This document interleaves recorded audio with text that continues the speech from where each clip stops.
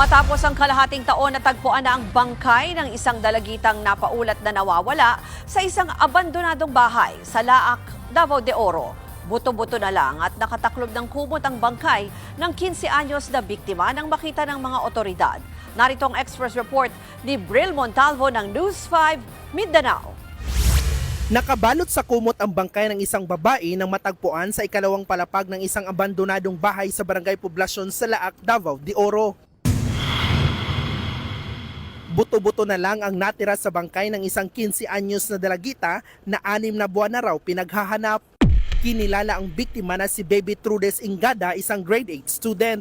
Kinumpirma ng ina ng biktima na anak niya nga ang nadiskubring bangkay dahil sa mga gamit at damit nito. Nadiskubre ng 3 bata na mangunguha lang sana ng prutas dito sa paligid ang bangkay ng 15 anyos na dalagita. At ayon nga sa mga residente dito sa paligid, nakakalanghap umano sila ng masangsang na amoy mula dito sa bahay pero hindi nila ito alintana dahil inakala nilang amoy lang ito ng patay na hayop. Sa imbestigasyon ng mga otoridad, Abril ngayong taon huling nakita ng kanyang pamilya ang biktima. Humingi raw siya ng barya para makapagpiso net sa kapitbahay, pero hindi na nakauwi.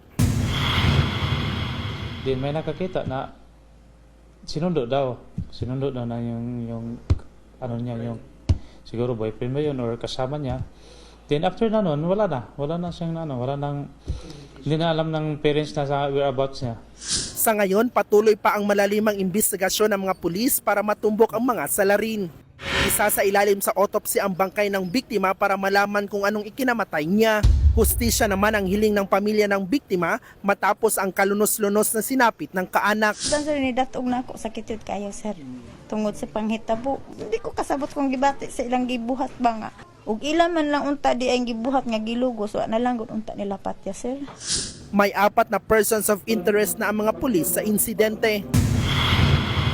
Nagbabalita mula sa frontline, Bril Montalvo, News 5, Mindanao. Mga kapatid, Ruth Cabalco, para sa mabilis na pasada ng mga balitang dapat niyong malaman, mag-follow at mag-subscribe sa social media pages ng News 5.